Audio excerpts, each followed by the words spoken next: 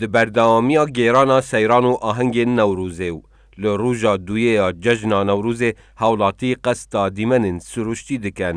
به دلخوشی هست خواه هم بر و روژه در برن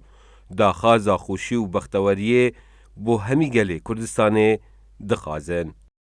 راستی روزک خوشه جشن کنه هایی همین پیگه در کتینو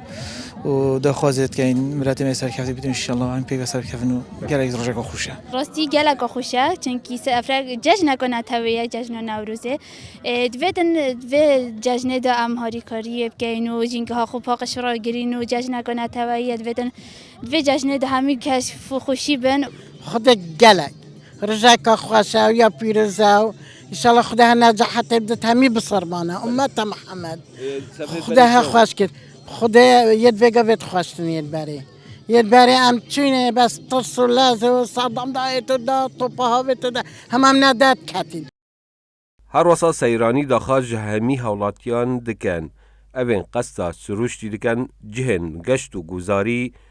بپارزنو جنگه پیس نکن داکو سیرانی روزان دیودا دهنه وان جهن گشت و گزاری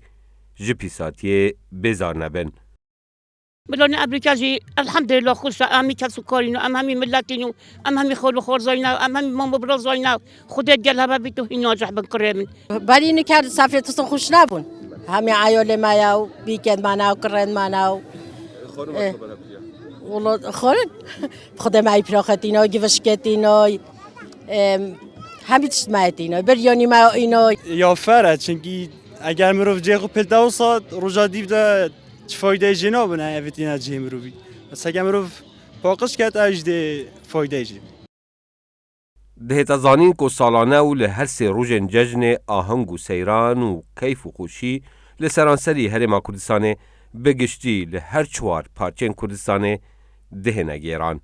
بیار آمدی دزگه میدیای بادینان دهک